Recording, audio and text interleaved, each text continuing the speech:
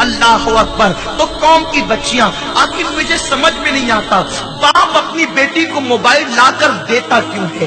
بھائی اپنی بہن کو موبائل لا کر دیتا کیوں ہے؟ بیٹیوں کو انٹرنیٹ پر بیٹھنے کی اجازت دی کیوں جاتی ہے؟ سن لو، دل کے کانوں سے سن لو، میرے رسول کی حدیث ہے جس کو امام احمد رضا نے بیان فرمایا کہ اپنی بیٹیوں کو سورہ یوسف کی تفسیر مت پڑھنے دو۔ بہت قابل غور بات عرض کر رہا ہوں، اس پہ جتنا سوچ سکتے ہو سوچ لو، قوم کی بچیاں جتنا سوچ سکتی ہے سوچ لے۔ قرآن کی تفسیر ہے، سب سے پاکیزہ کتاب قرآن، سب سے پاکیزہ تفسیر قرآن کی، دنیا کی کوئی کتاب قرآن کے مقابلے میں نہیں، دنیا کی کوئی تفسیر قرآن کے برابر نہیں۔ لیکن صحیح حدیث کا مفہوم ہے، میرے غیب کا رسول، غیرت مند رسول، باحیا رسول، پارسا رسول، عصمت کی جان رسول نے فرمایا اپنی بیٹیوں کو سورہ یوسف کی تفسیر مت پڑھنے دو، انہیں سورہ نور کی تفسیر پڑھاؤ، سورہ یوسف کی نہیں۔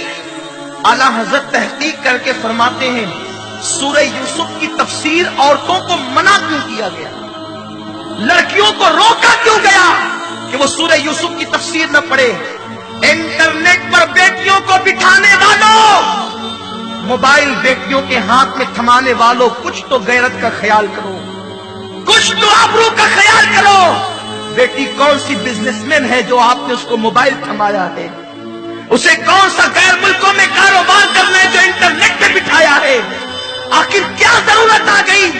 اللہ کے رسول سید الرسول نے کہا میرے رسول کو اگر میں عقل مند کہوں تو توہین سمجھتا ہوں، عقل کو جہاں آ کر عقل آتی ہے وہ میرے رسول کی چوکھٹ ہے۔ میرا نبی صرف عقل مند نہیں، عقل کو عقل کی خیرات دینے والے ہیں۔ جہاں آ کر عقل مند ہوئی ہے وہ میرے نبی کی ذات، عقل جہاں سجدہ کرتی ہے وہ میرے نبی کی ذات ہے، آبرو کو جہاں آ کر آبرو ملتی ہے وہ میرے نبی کی ذات ہے۔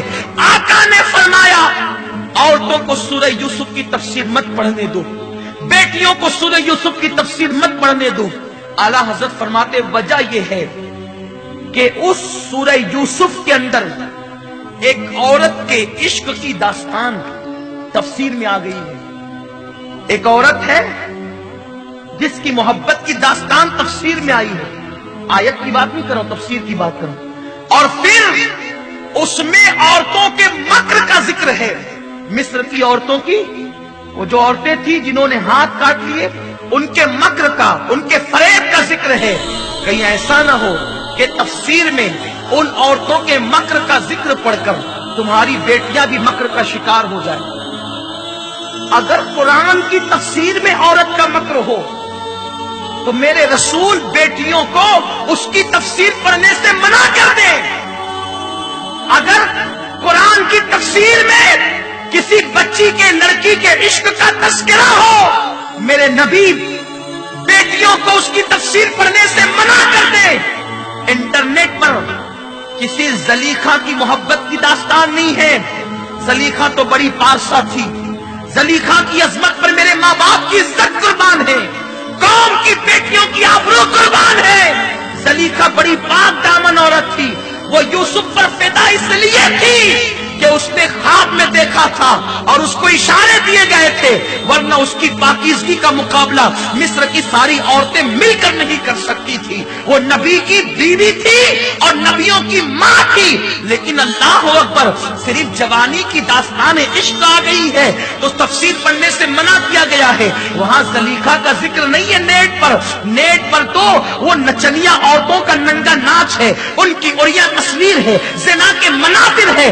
جب सूरह यूसुफ की तफसीर बच्चियों को पढ़ने से रोका गया, तो फिर तुम्हारी बेटियों को नेट पर बैठने की इजाजत किसने दी? आधा आधा, एक एक घंटा, रात देर गए तक अजनबी मर्दों से फोन पर गुफ्तगू करने की इजाजत किसने दी?